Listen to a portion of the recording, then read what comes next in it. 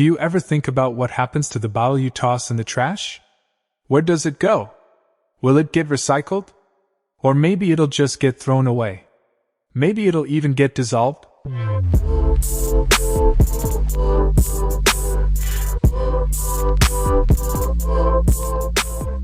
Chemists at CU Boulder have devised an innovative technique for recycling a common plastic, found in soda bottles and various packaging materials. Their method involves electricity and chemical reactions, and it's so simple that you can witness the plastic disintegrating before your eyes. The researchers detailed their new approach to chemical recycling in the journal Chemcatalysis on July 3rd. The study addresses the escalating issue of plastic waste worldwide.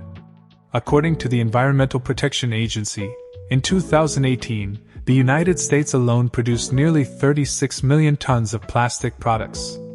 Most of this waste ends up in landfills, as noted by study co-author Ona Luca. We pat ourselves on the back when we toss something into the recycling bin, but most of that recyclable plastic never winds up being recycled, said Luca, assistant professor in the Department of Chemistry. We wanted to find out how we could recover molecular materials, the building blocks of plastics, so that we can use them again.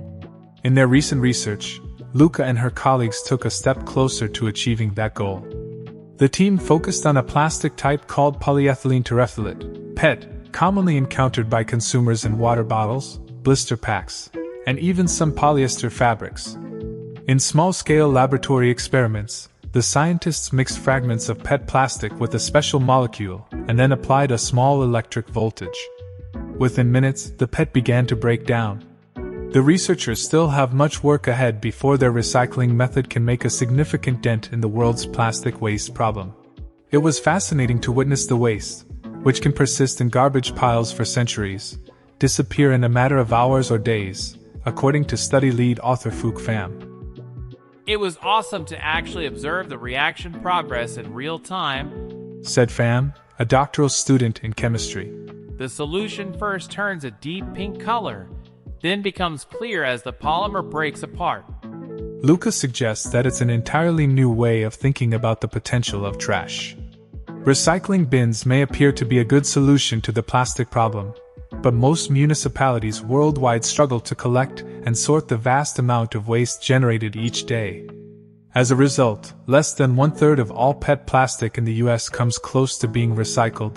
Other types of plastic fare even worse.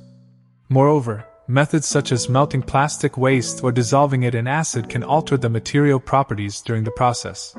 You end up changing the materials mechanically, using current methods of recycling. If you melt a plastic bottle, you can produce, for example, one of those disposable plastic bags that we now have to pay money for at the grocery store. In contrast, Luca and her team aim to find a way to use the fundamental ingredients from old plastic bottles to create new ones. It's like dismantling your Lego castle to retrieve the blocks and build an entirely new structure. To accomplish this, the researchers turned to a process called electrolysis, which involves using electricity to break apart molecules. Chemists have long known that applying voltage to a solution of water and salts can split the water molecules into hydrogen and oxygen gas. PET plastic is more challenging to divide than water. In their study, Pham ground up plastic bottles and mixed the resulting powder into a solution. They then added an additional ingredient, a molecule called NDMBI, plus salt, to the solution.